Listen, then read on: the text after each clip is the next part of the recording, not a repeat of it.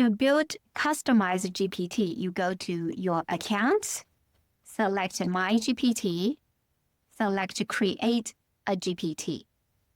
This is where you have a conversation with ChatGPT to develop the configuration. Here, I'm going to share my configuration of the GPT. After you build your GPT, you can select the drop-down menu, select Edit GPT, and you can always come back to update the configuration.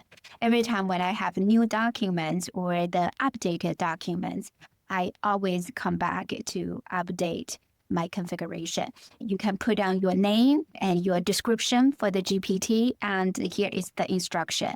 I copy and paste my instruction to my Substack post. You can adapt it for your own use. I also created some conversation starters. For example, act as my thought partner while I work on my dissertation on topic X. Guide me with step-by-step instruction, including theoretical framework, structuring my arguments, and refining my writing.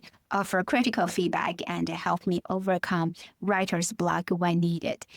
This is the knowledge. This is where the ChatGPT provide the customized answers. The documents I have here include our department's handbook for students and the prospectus and dissertation procedures, a structured abstract because we require students to write a structured abstract for their dissertation, and IRB instructions, the procedures for scheduling for their committee members, and the manuscript checklist.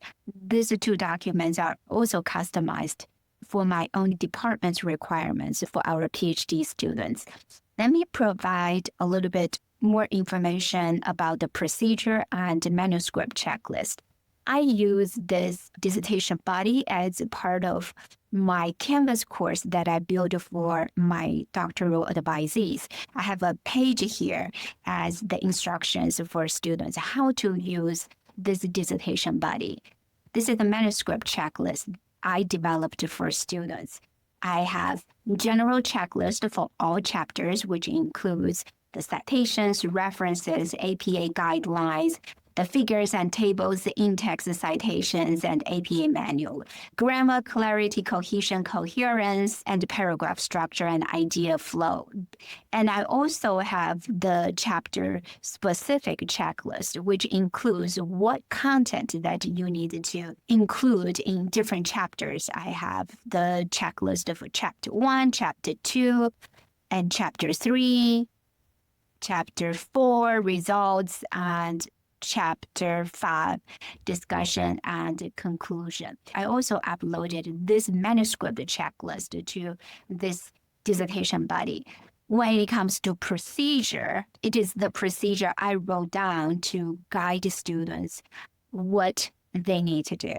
How to schedule their prospectus presentation, how to schedule the room for your prospectus dissertation, how to fill out your announcement form, and where to find the announcement form. I have the tutorial video of how to fill announcement form and where to submit and what's the expected turnaround time. So those are the procedures that I wrote down for the students, and I also uploaded the procedure to GPT. So when students ask questions, they'll get a specific answer.